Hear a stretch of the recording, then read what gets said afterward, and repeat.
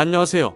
법무법인 태림입니다. 요즘 마약범죄가 많이 늘어나는 편이에요. 저희에게 문의가 정말 많이 들어오고 요즘 뉴스를 봐도 누가 어디서 마약을 했다 이러면 놀랍지도 않을 정도로 익숙해져가는 슬픈 사회현상이 되고 있습니다. 태림에게 문의를 주시는 분들 중 보면 자신이 직접 적극적으로 마약을 접하는 경우도 있지만 본인도 모르게 마약을 접하는 억울한 경우도 있습니다. 이런 경우 비록 억울하더라도 저 안 했어요, 몰라요라고 잡아떼면 오히려 배심죄가 붙어 형량만 올라가게 되죠. 그래서 오늘은 태림에서 수행한 사례 중 마약을 했고 그것도 9번이나 했음에도 불구하고 기소유예 처분으로 마무리될 수 있었던 사건을 소개해드리고자 합니다. 태림을 찾아오신 의뢰인은 평소 친하게 지내던 친구로부터 졸피뎀과 필로폰을 여러 차례 얻어 투약을 하게 되었다고 합니다. 그러다 친구가 마약류 관리에 관한 법률 위반 혐의로 경찰에 입건되면서 의뢰인도 함께 경찰 조사를 받게 된 것입니다. 하필 그 입건 현장에서 대마초까지 소지를 하고 있었다는 것이 적발되어 의뢰인은 매우 위험한 상황이었는데요. 사건을 담당하게 된 태림의 변호인단은 주말에 비상회의를 소집하였습니다.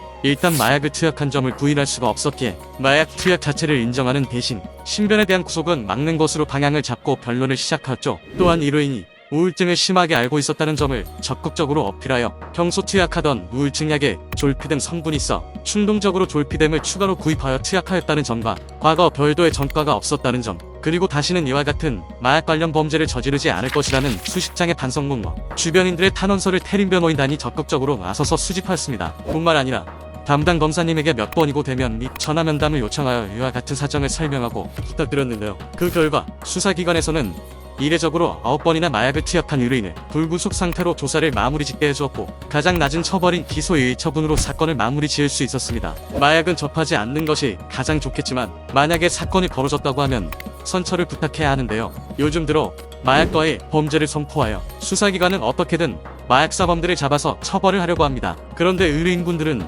인터넷이나 주변 지인들이 감형 요소로 말해주는 카더라만 믿으시는데요. 감형 요소는 개인의 상황마다 다 다르게 적용이 되니 무조건 믿으시면 안됩니다. 개인 양형에 참작될 수 있는 사유는 매우 무궁무진하게 일단 마약 전문 변호사를 통해 유리하게 사용할 수 있는 상황을 다 엮고 하나의 스토리로 만들어서 수사관이나 검사, 판사를 설득하는 것이 매우 중요하고요. 그리고 만약에 비용이 부담스럽다면 국선 변호사의 도움이라도 받을 것을 태림은 추천드리고 싶습니다. 오늘은 마약류 관련한 범죄에서 실제 태림이 수행한 사건을 통해 대응 방법을 알아봤는데요. 말하지 않는 것이 가장 좋겠지만 혹시라도 실수로 마약범죄에 얽혔다면 지금 당장 태림을 찾아오시길 바라겠습니다. 비슷한 사안으로 고민하고 계신다면 주저 말고 법무법인 태림으로 연락주세요. 여러분들은 태림을 선택만 하시면 사건 해결은 태림이 전부합니다. 지금 고민하는 그 순간 상대방이 태림을 찾아옵니다. 이번 영상은 여기까지입니다.